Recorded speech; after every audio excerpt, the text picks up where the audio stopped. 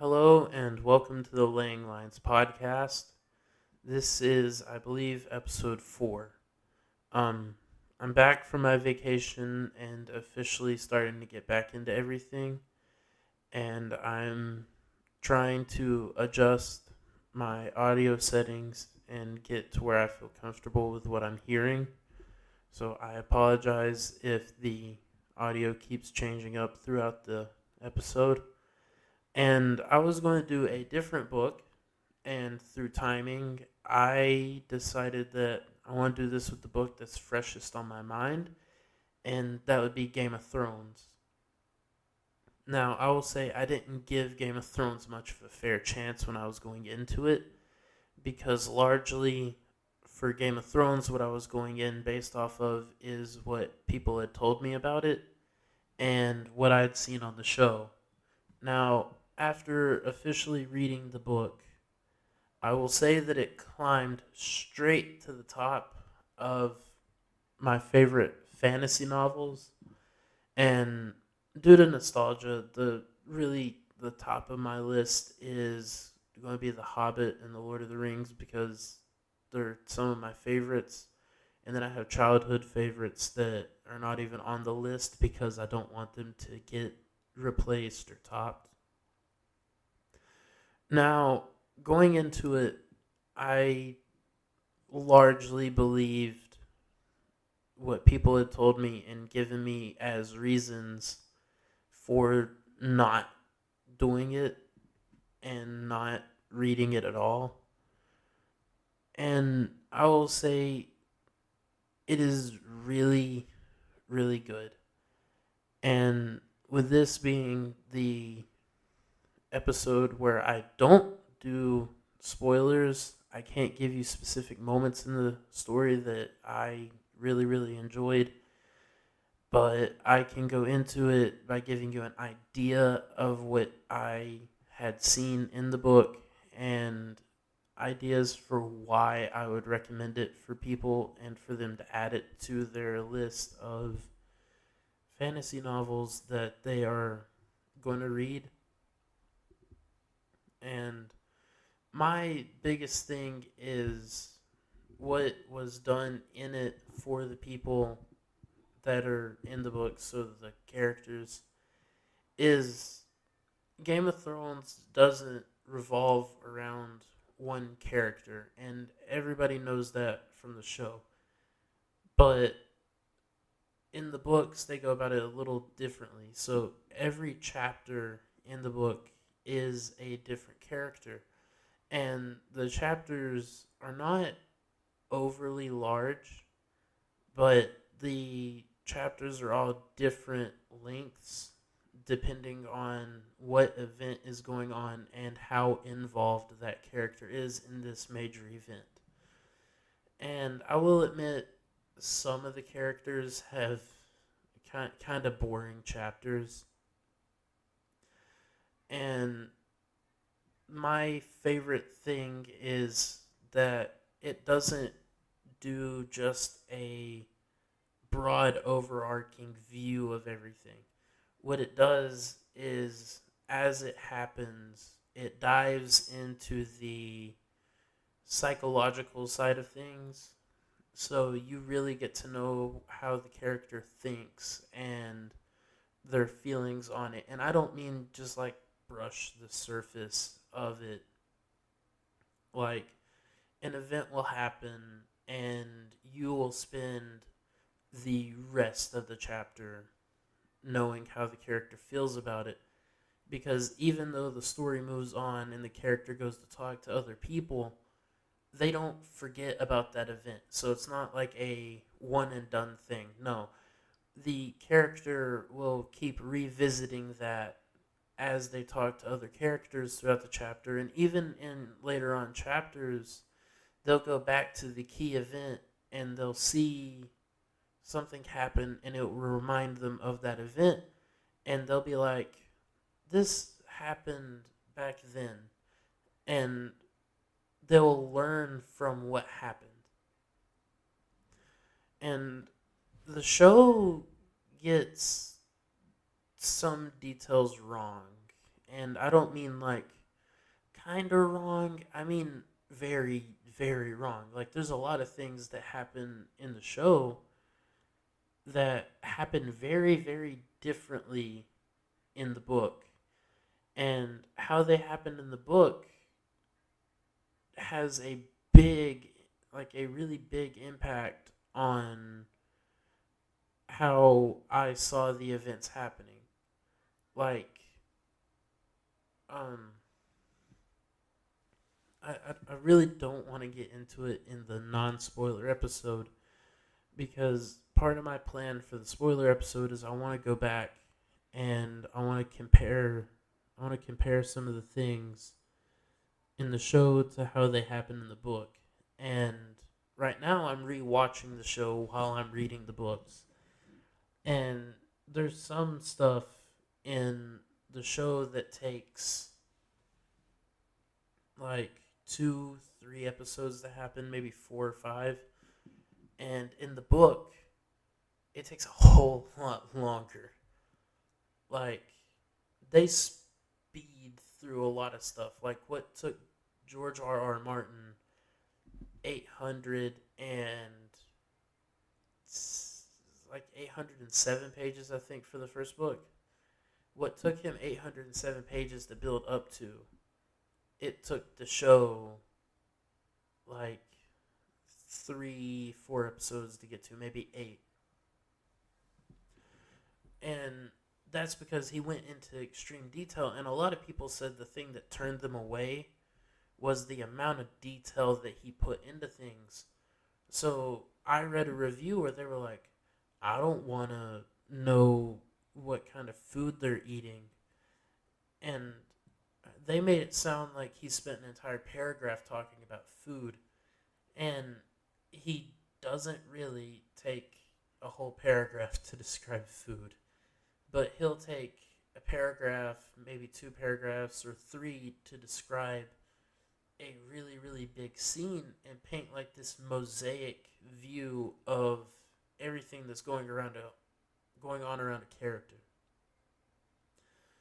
Like a good example that's not that I can describe it vague so that it's not really a spoiler and it can help lend itself to what I'm trying to talk about. Like a character can walk into a camp or into one of the major cities, and what you'll see or what will be described is the character seeing things, and they become more and more developed as the character approaches these things. So it'll be like you're walking in and seeing over the character's shoulder, kind of like you will in a third person video game. And another thing that got me really, really worried is I have a hard time getting into books that are really descriptive.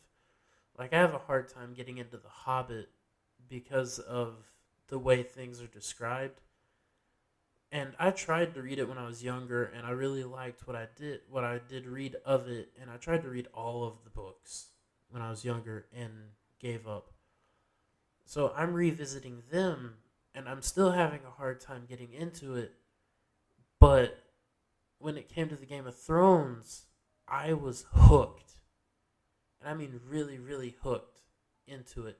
Also, I apologize for both of those spikes. I need to get a pop filter for this, but I don't have one right now. And I got really, really hooked into it, and it kept me tight. Now, I would force myself to take breaks from it because of how long the book was, and I just didn't have the time to sink into it and sink into it and sink into it. Especially with me working the type of job that I do, I can't get sucked into it, and I can't pour the time and effort that I really, really wanted to spend reading it. But it kept me hooked, and I kept wanting to go back and go back and go back and go back and read it. And it's been a really long time since I've had a book drag me in like that.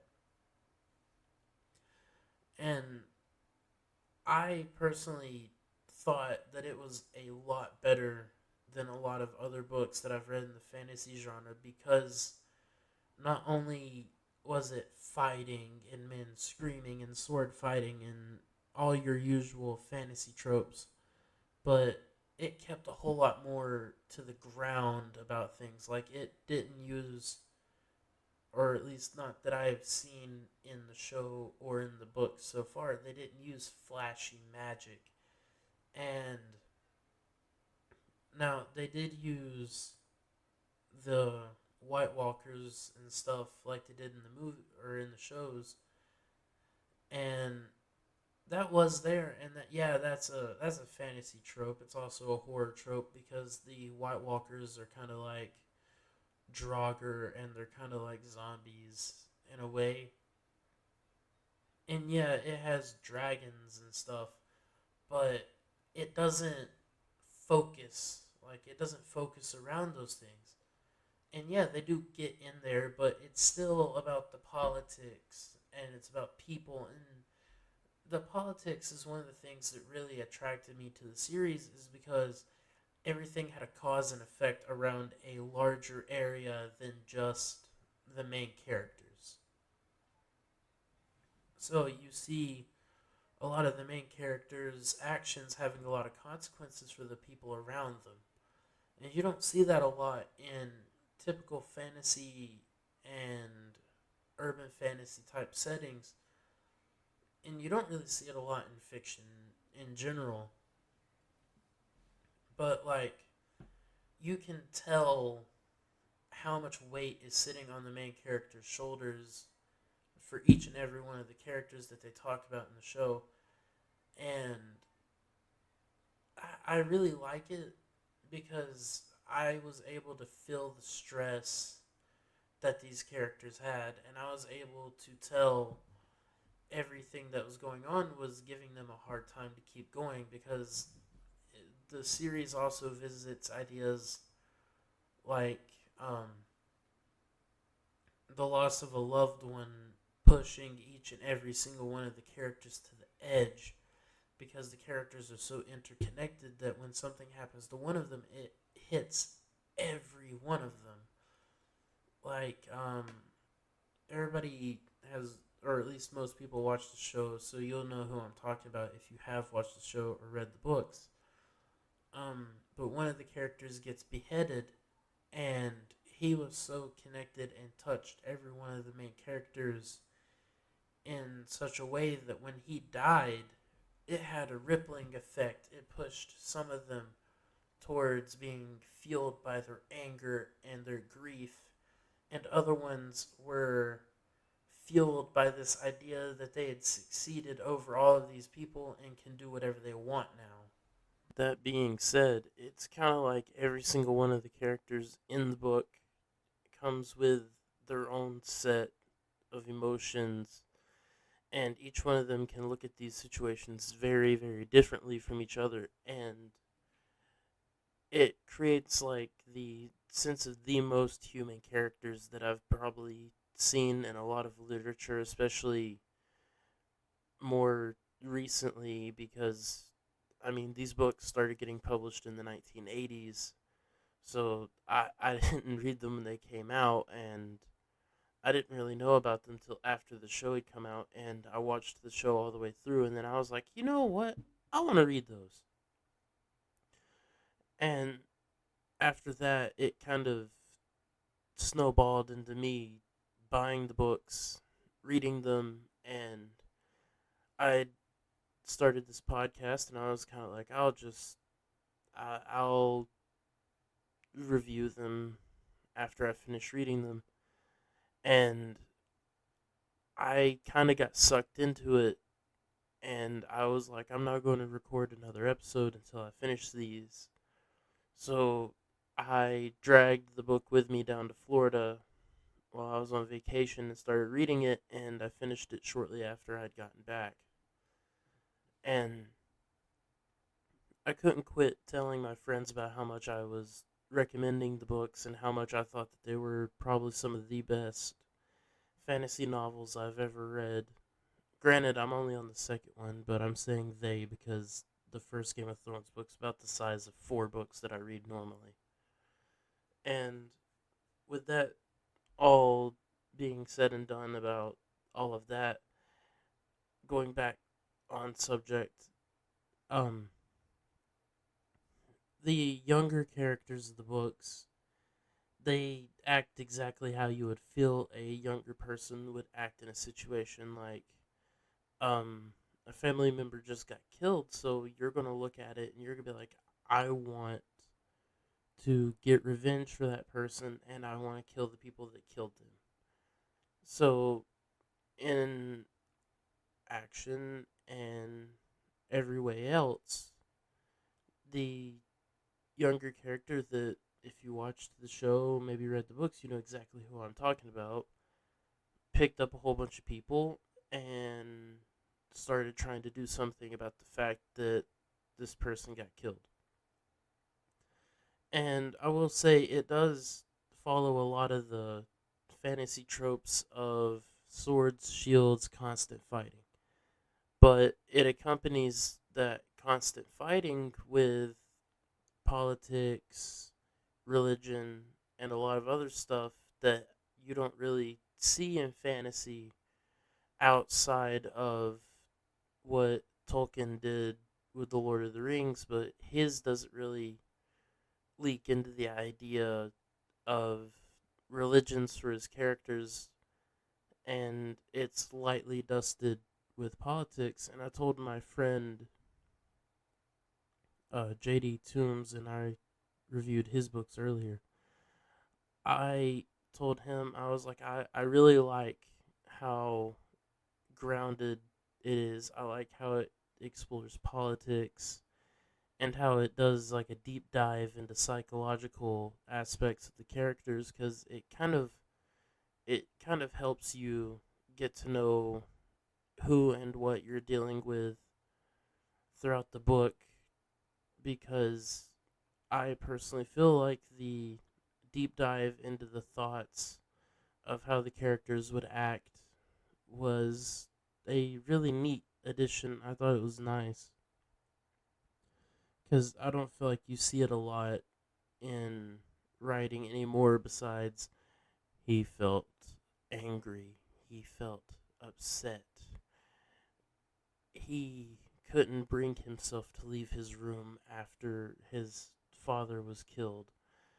While Game of Thrones is like, I, or well, not I, because they Game of Thrones is written in like a third person perspective, but it goes into like the character is staring up at the sky, remembering back to when they first met their lover, and breaks down crying, knowing how useless they are to save the person and how much killing everybody in existence wouldn't bring that person back.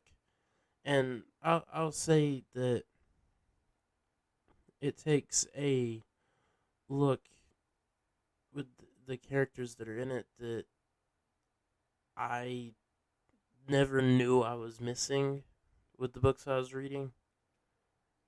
I don't know if that makes sense. I'm sure it does, but I never knew that fantasy could be written the way that it was written in those books.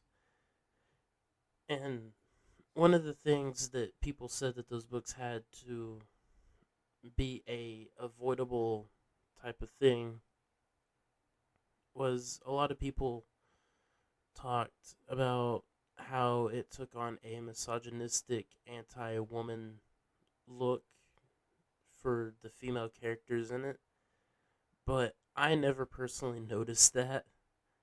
And I'm not saying that to other people that it is there, but to me, I think that all of the female characters in the book is represented as like a really, really strong figure with how much they change and adapt for what they go through and how they use it to make themselves better. And I just I think it has characters that people can look up to, and that I I never saw that as an issue. And then other people talked about how Game of Thrones was nothing but sex, but I mean, you don't really see it a lot in the book like you do in the movie, or not the movies, the show. I'm sorry, they're an hour and a half long. They're basically movies, but it's a whole lot more prominent in the film adaptation than it is in the written adaptation of the show.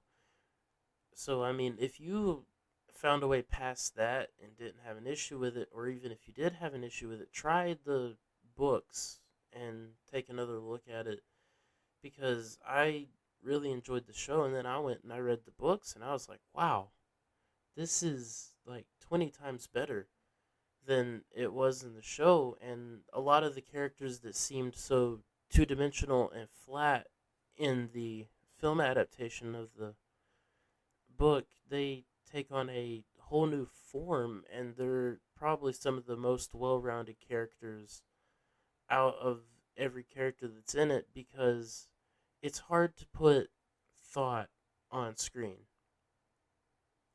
Like, it can be portrayed through movement and stuff, but it's really hard to translate a character's thoughts of suicide and of what they would want to do to somebody, even though it's beyond their reach.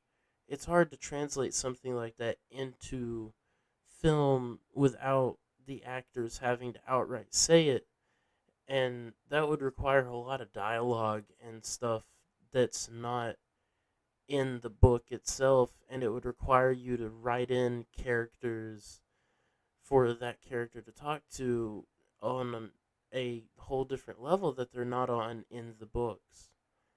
So, to me, I I think that's one of the things that fails with written or, well, filmed entertainment of books that are written the way Game of Thrones is written. And that's probably the biggest thing that's lost when it comes to adapting something to be on screen for people to watch. And I admire the fact that they did it and created a new audience for the Game of Thrones. And I'm glad they do it for a lot of books, but I do recommend that people go and give the written version of these stories another chance, or give them a chance in the first place, because it could help change your opinion on things, and you can appreciate film and literature both as two different worlds for the same story, and create an idea of like a entertainment multiverse, basically.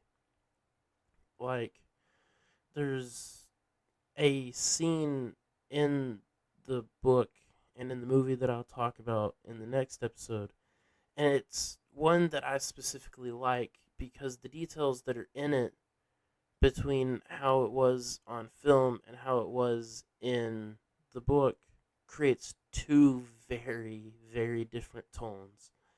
And it's quite literally just a difference of clothing and a small detail change to the surroundings that the characters have. And it's wild how these differences can impact the tone and how a person would foresee the rest of the story after hearing it or after reading it. Like, to me, a lot of the things you see on the screen are a whole lot more lighthearted than they are in the book. And a big thing is the Iron Throne. It has a whole lot different weight in the book than it does in the movie, or not movie, I'm sorry, show. The show. The show. And it's because you are you're reading the thoughts that these people have about the throne itself, and how it feels and how they think when they sit on it. Like, Um, the one spoiler that I will put in this to kind of help you understand before I take a deeper dive in the next episode about this book, because I might do two or three different episodes on this, but because this book is it's very big, and like I said, it's one of the bigger books that I have read throughout my entire time reading, and I really really enjoy reading, but it's one that requires a lot of dedication. And the one spoiler that I will allow in this episode is there's a point in time when a character sits on the throne in place of the king, and if you've read the books or if you've watched the show, you know exactly who I'm talking about and what time I'm talking about. And in the book, he says Aegon Targaryen had made this throne the way he did because even a king shouldn't get comfortably. And the thought came to the character when he sat on the throne and he talked about how hard the chair was, how straight the back of the throne was, and how blades touched the bottom of his hand and went up between his fingers when he put his hands on the arms of the chair. There's your one spoiler for this episode, and I'll take a deeper dive in my next episode for the rest of these that I think would be really important. And I think just small details like that. That was probably, I'd say, maybe a sentence, maybe two sentences, maybe three. I mean, at most, it was a paragraph of the character talking about how he felt about the chair. And I think that things like that are really important because of how much they change the tone of the story. Because hearing that, you're going to think differently about every time you see a character sitting in that chair. Or you're going to think differently when the story finally ends and whatever happens to the chair happens to the chair. If you watched the show, you know exactly what happened to it. But the last two books in the Game of Thrones series have not come out yet. And I'm looking forward to when they do come out because I really want to see how different it'll be from what HBO did with the show. But I think personally, I like the books a whole lot better than I like the show because I think the show's pretty to look at. But I think that the ability to see what the characters are thinking offer a whole lot more justice to the characters that are in the story. And if I had to say, book really, really, really, really worth reading. And by the time you finish, I'd say the first round between all the characters that are going to be in the book. By the time you finish your rounds, you'll know if you like the story or if you don't like the story, and I'm not going to hold it against you if you don't. I personally just, I really enjoy it, and I look forward to writing the next episode and picking out the scenes and details that I want to talk about the most. Um, Thank you for listening, and I hope you will return later on for future episodes.